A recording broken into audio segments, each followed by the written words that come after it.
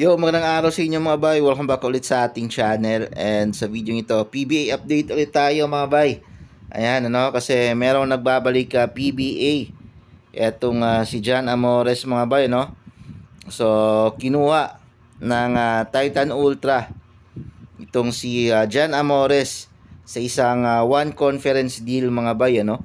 So, eto yung pagbabalik ni John Amores sa PBA.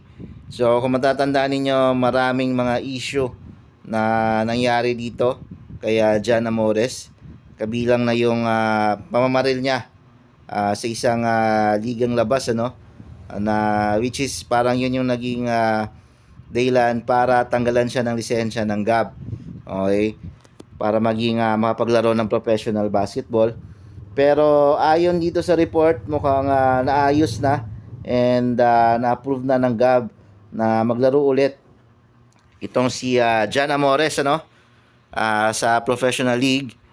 Kasi etong si John Amores nung nasuspend siya sa GAB, sa mga ligang labas siya naglalaro. So ngayon, balik pro siya for one conference. So kumbaga, parang tinetest muna itong si John Amores, ano?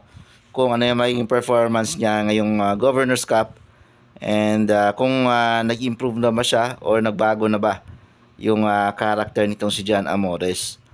So, balay kasabay niyang pumirma sa contract signing itong si Joshua Monson mga bay, no? Para dun sa kanyang contract extension. So, sabay sila. And etong si John Amores is nakatagda siyang umattend ng practice ngayong Friday, ano, para sa Titan Ultra. And aside dyan sa mga pinirma niya, meron din siyang parang mga waiver and parang mga karagdagang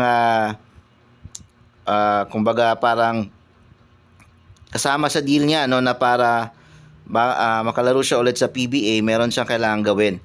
Okay, kabilang yata yung mga charity, may mga psychological parang treatment din siya.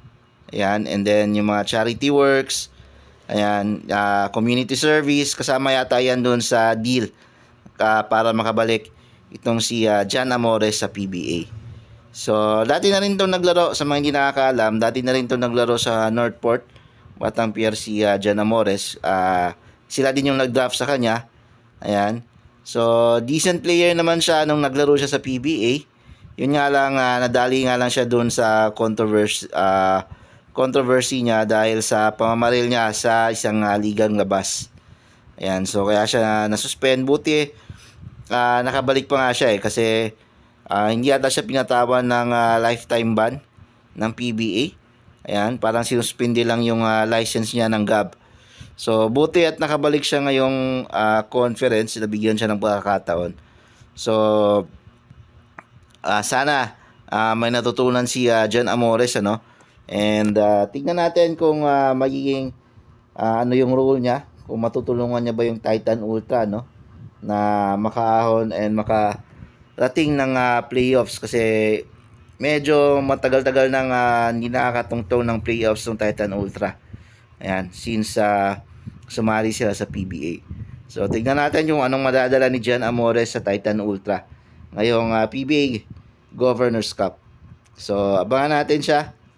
And tignan natin kung ano yung magiging chemistry niya sa team ng Titan Ultra. So, yun lang mga bay. Maraming salamat ulit sa panonood.